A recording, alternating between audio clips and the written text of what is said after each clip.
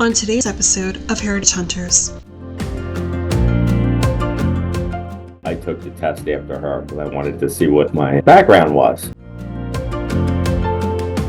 It's fascinating to see what really makes you up. Welcome to another episode of Heritage Hunters. Today we'll be hearing from Dan Posluszny, who talks about his Polish and Italian lineage.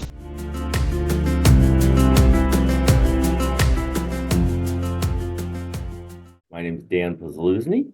I'm the Emergency Preparedness Manager at the College of New Jersey. What made you take a commercial DNA test? My daughter actually did it. I think it was 23andMe, and then I took the test after her because I wanted to see what my background was. Did anything about those DNA results surprise you? They did a lot of it. I came from an Italian family, my mother's side, and Polish. My grandparents were still pretty ethnic, the foods and the customs and stuff. I was always real interested in it, your background and where you came from and the kind of people you came from. This is Dan's 23andMe results. Dan, what do you think about that? That's areas that are like Greece and Turkey. It's really fascinating when you can have the DNA, the technology and the ability to look back now and really nail down DNA that's from your background from this could be hundreds of thousands of years ago. Looking at it, I know my mother's side of the family came from southern Italy. Calabria was one of the regions, which is southerly. I'm thinking that all that Mediterranean area, because there was a lot of commerce and travel, so there was a lot of integration of culture. It's fascinating to see what really makes you up. When you got your results from 23andMe and they presented you with your list of matches, did you try to reach out to anybody? I did. I went online and I found a lot of third cousins and fourth cousins. It would have been interesting to try and go back and really dig into that and see where they were coming from. One interesting story, I had somebody from Austria, Vienna, reached out to me, and my grandmother on my father's side, her last name was Electra, and he had an Electra in his family on his father's side. He also recognized my name, and he had reached out to me and was wondering what that relation was with Electra, and I told him, and he was trying to track things down. So that was really interesting. Did you ever hear back from him again? No.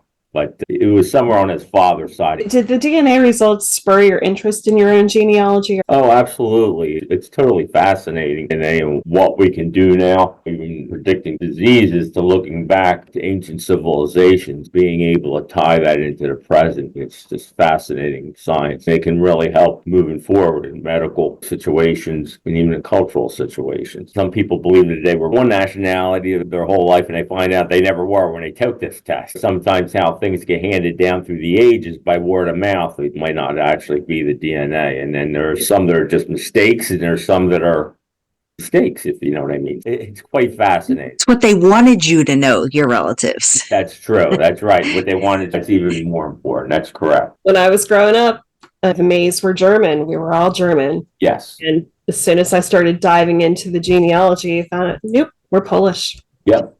Yeah, now you can, and I guess to a way that's probably a lot of handed down because there were so many tribes in Europe at the time and how they formed and became the language we now, the Germanic and the Slavic people are so close in their genealogy, and the borders have been taken over so many times that it makes it hard to track everything.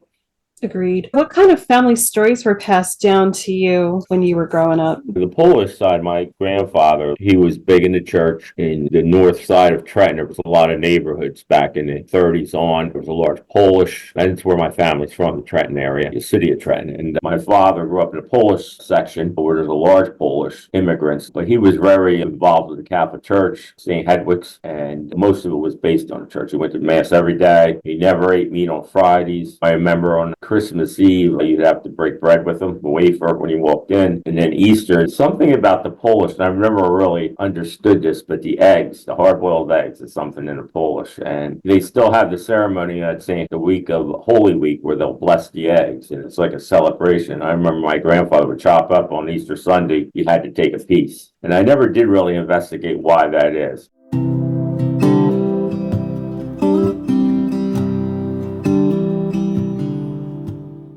On Easter, Polish families gather together to share a traditional Easter meal. For some families, this is a breakfast, and others it is enjoyed later in the day. Before the meal begins, everyone takes a slice of boiled egg and wishes everyone at the table Wesołego Alleluia, or Happy Easter.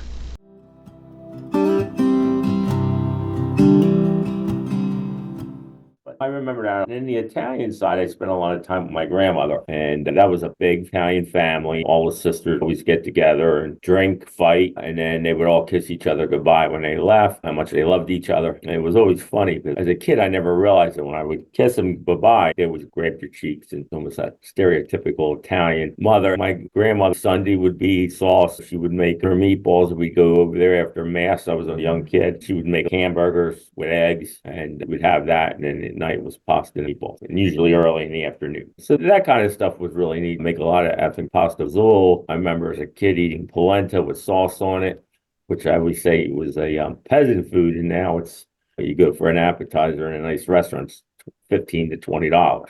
But she used it to fill everybody up, and so a lot of pasta, obviously. And the Polish side, I had a lot of different pierogies. My father always made them in different, and my grandparents did too. And there was always centered around food and everybody together.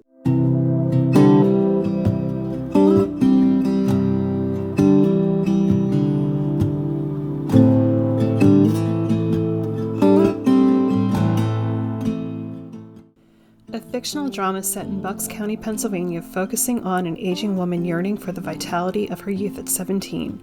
Her life takes an unexpected turn when she attends a contemporary Pennsbury High School football game and experiences a mystical encounter with an old friend. The story draws inspiration from a neighbor residing on Thornridge Drive, a member of the class of 1969. Authored by my cousin, Bill Strickler, the movie adaptation will be unveiled to alumni and students later this year. For additional information and updates, please visit www.sheis17againmovie.com.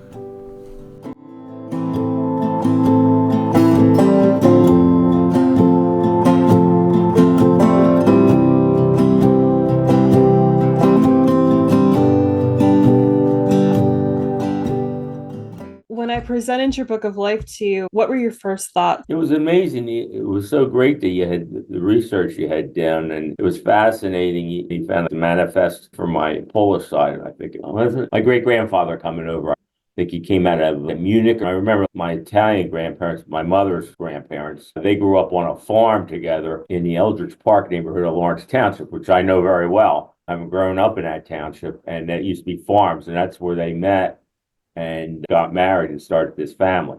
And the other interesting thing was we found a couple of articles about the Italian side where I think it was a great-grandfather had gotten shot and they didn't know who did it. And there was a couple of arrests in there for bookmaking. That was the neighborhood in North Trenton. Talk a little bit about the diversity in Trenton. I would stay with the Italian side mostly. So my grandmother lived a couple blocks down from the Catholic school I went to work for my mother, and that's where my mother went to school. The neighborhood at that time was starting to turn. It was becoming predominantly African American, but there was still a lot of Italians that lived in the neighborhood. And I remember the nun there would always call us bacala heads. I didn't even know what bacala was. And that was her favorite thing. Say something in Italian so none of you knew what they were saying. So that was neat. Another story, there was a butcher right at the corner, and we used to go there and we would spend all this time there. And I never realized why. And we'd go there for cold cuts or some meat, she would go, but we'd spend like an hour and a half there, me and my sister, and we're like playing around. She was booking her numbers there is what she was doing. And I was wondering why the place was full all the time. Jimmy's Meat Market is what it was. So was there anything surprising in the book? Yeah, all of it. It was fascinating reading about your family. You had found some news articles and some of the manifests and stuff. And it's like living history right there. Somebody you know and, you know, where you're derived from. It's truly amazing. I know that you shared it with your dad and your family. Was he surprised by anything? What was his reaction? Yeah, my dad really enjoyed it. And it's funny because I worked and lived in Lawrence Township, and I was a police officer for years there, and my name was Polish, and then people would either see me and try speaking Polish to me, which I didn't know, or they said they related to me somehow. So I'd always go to my father to ask him, who's this? And he'd work it down and stuff. So he always knew all of his cousins and following that lineage. Cool. And a little less on the Italian side because I didn't have the name, but there was a lot of relatives for that. But he was fascinated by it. He loved that stuff too. That's good. If there's one thing you could find further information on, what would it be? It'd be interesting to find out if there's still relatives living in those areas somewhere in the country, the homeland. I don't know if they're still in the areas where it originated. That would be fascinating to go meet somebody, Italy or Poland. I know on my Polish side still have some traces of Russian, Ukrainian in there. Who knows where everybody is now? And just to meet them and talk to them, that would be fascinating. I started the investigation into Dan's family history by delving into public records, swiftly uncovering his parents' names and birth dates. Following this, I located their marriage record and proceeded to search the 1950 United States Federal Population Census, ultimately leading me to Dan's 4 grandparents. Initially, my focus was on his paternal lineage. Tracing the paper trail back, I arrived at the Posluszny family hailing from Mildenthal, Kolbuszowa, Poland. Dan's great-grandfather John was born in 1880 to Joseph and Caroline Straub Posluszny. Before immigrating to the United States in 1899, he was wedded to Sophia, with whom he bore a son named John Joseph, who was Dan's grandfather. While there is evidence of Sophia's arrival in the U.S., she unfortunately passed away by 1905. John subsequently remarried in 1908 to Stefania Mariasz, fathering John's half-siblings Martha and Stanley Posluszny. Upon exhausting the records pertaining to Dan's Polish ancestry, I shifted my focus to his maternal Italian heritage. The Polone lineage stretches back to the early 1800s in San Fele, Italy. Dan's second great-grandparents, Pietro and Lucia Polone, embarked on a journey to the U.S. in 1891 aboard the Shandernov from Naples, Italy, ultimately arriving through Ellis Island. Dan's Politi and Gabrielle lines originate from Teramo, Italy. Fulgencio Politi, Dan's great-grandfather, made his way to the U.S. in 1906 aboard the Città di Milano. His future wife, Rosina, immigrated with her parents in 1907 aboard the Regina d'Italia. I often wonder what our immigrant ancestors thought and felt when passing the Statue of Liberty and arriving at Ellis Island. My ancestors, too, traveled from Europe to pass through Ellis Island on their way to their new homes in Philadelphia, Pennsylvania. After researching Dan's lines as far back as I could, utilizing resources including Ancestry.com, Genetica, and Atenati, I printed off the records and bound them in Dan's Book of Life. It was presented to him in time for his birthday in 2023. There was that one society that I had mentioned to you. Have you Yes. thoughts about joining the San Fele Society? Yes. Yeah, I looked at that. That was interesting. It was everybody from that area. It's still going in the Trenton area, because I think there was a lot of people from that area settled here. And an interesting fact, too, a lot of the neighborhoods in Trenton, the Polish, the Italian, and the Irish, a lot of them were on the first wave at D-Day. There was a lot of guys here that were under patent, believe it or not. And I've talked to a few of them, but just from this area, they survived it. We found that an interesting fact, too. Some of them have just such amazing stories to tell. Yeah. Do you think that some of your relatives are a part of that society? They're very possible. When you get those big Italian and Polish, everybody's a relative.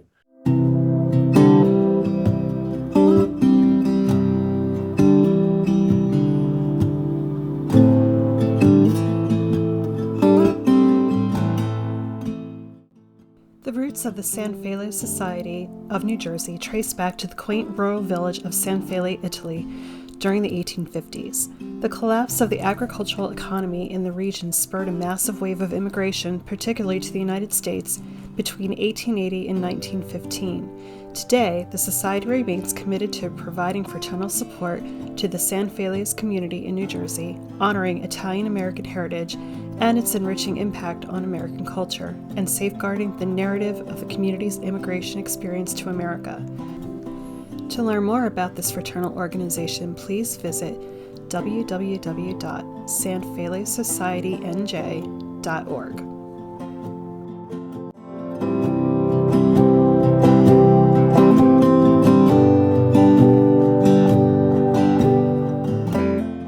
But especially when I was a cop, everybody's my relative. But yeah, that's why I said I would actually ask my father to tell me who. My mother was pretty good too with the Italian side, explaining it. But I would imagine there's several from that society, because it was a lot of southern Italy in this area, in the Trenton area. It started. Go to Italy or go to Poland, would you do it? Yes, definitely Italy. Let's go back to DNA. What are your thoughts on law enforcement being able to use DNA to solve crimes? I know there's the privacy considerations but my feeling is the good to society outweighs the privacy issues. That's my feeling. I can understand where a lot of this is coming from, but how many cold case murders have been solved by this? And as the technology gets better, the databases get bigger, it's just going to be more useful. I can tailor it to a lot of things, like same type of thing. Fingerprinting was always the big thing. And I know the courts had always ruled that it was part of the booking process, but it wasn't considered public. It was a public. Anything you showed to the outside is public. It might not work as good as with your DNA, but I think, again, the good far outweighs the bad with it. Yeah, I agree with that. I think everybody should opt in to let the law enforcement use and it. it found a lot of missing people that way through relatives, through the DNA. It's helped a lot of things. And if you're worried about it getting to a authoritarian state where there's just no indication that happening. I've actually heard some older people say, oh, they're going to use our DNA to clone us. And I was thinking, who in the world would want two of me running around? They're Good Lord. The medical benefits for regrowing limbs and doing stuff and curing disease is just phenomenal. That's how they're solving a lot of these complex medical things. COVID, clone me. I don't know why anybody would anyway, but yeah. And then the other thing I hear a lot of, and Hope chime in on this too, I've heard a lot of people say that they can plant our DNA to implicate us in a crime. Mm-hmm. And I'm Like, thinking, really? Who would even go that far to think that? Yeah. But if they're going to do that, the criminal mind that would do that is already out there doing it. So Yes. Yes. I sure don't see people picking through my trash. That's number one. Number two, I think that if the government really wanted to do something like that, all they have to do is send out a mandate to the doctors, and every time that we get a shot, they be giving them our DNA. It's already out there. If it's going to be out there, this isn't going to change anything that's already exists. I agree with that. 23andMe, they're under a lot of scrutiny right now with their data breach. Yes. And when you read online some of the comments that people are making, it's, wow, I thought I was paranoid and needed a tinfoil hat. Some folk just out there. But circling back on that, I agree with you, Dan, that the benefits of it far outweigh. And I think the polarization right now in the country is driving. It's the levels we've never seen before. And not that I want to get political in any sense, but I think on both sides of the aisle, we've maybe lost our way instead of coming in the middle with compromises and talking and working these out in scientific ways of handling. But I think it does. If you have these medical benefits to people, and even a crime, they're only doing it for serious crimes. Things you wouldn't want to happen. They're not dealing it because somebody shoplifted. The stores are closed and they're handling that themselves. Is there anything else you want to share with us? Barbara did a wonderful job putting the book together, and it was really an eye-opener. I'm fascinated by this.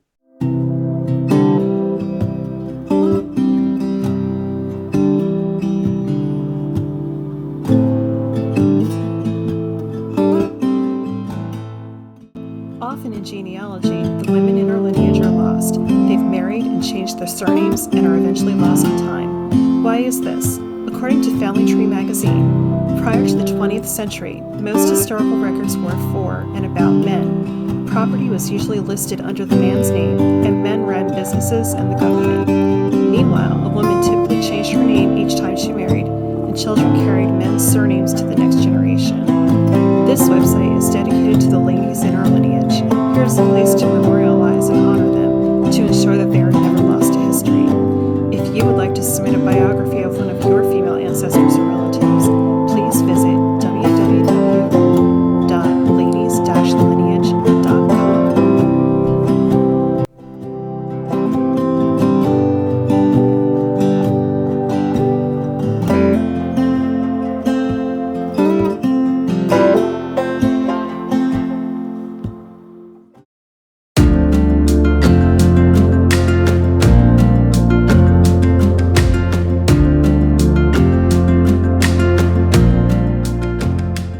Thank you for joining us today on Heritage Hunters. This has been a CNC production, recorded and mixed by me, Barbara May.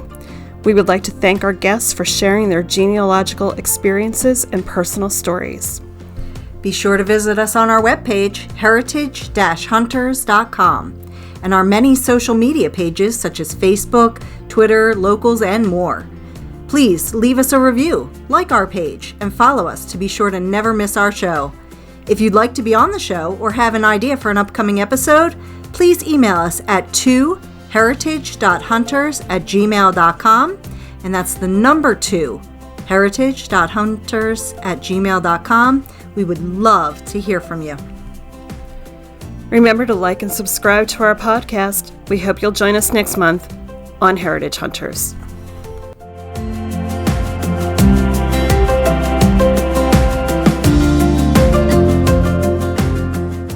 This has been a CNC production.